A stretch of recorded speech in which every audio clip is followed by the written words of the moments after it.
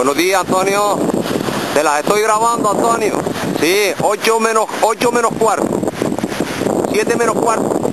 7 menos cuarto de aquí, 8 menos cuarto de ahí. Pues estaba nubladito y esperando que aclarara bien el día. Las estoy grabando ahora mismo, el bando completo. O sea que están dando vueltas aquí orientándose y están completitas de momento. El bandito no se ha separado ni nada. Falta llamar a Carmelo para saber lo de Tantán. Sí, también a las 8 menos cuarto, sí.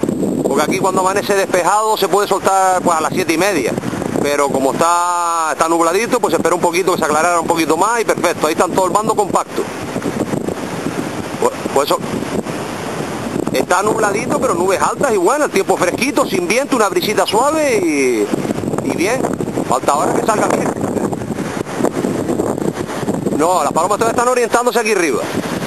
El bando compacto, sí, sobre la tierra compacto, no se ha separado ninguna y están aquí orientándose, de momento. Pues, vale, yo te llamo dentro de un rato. Venga, hasta luego. Bueno.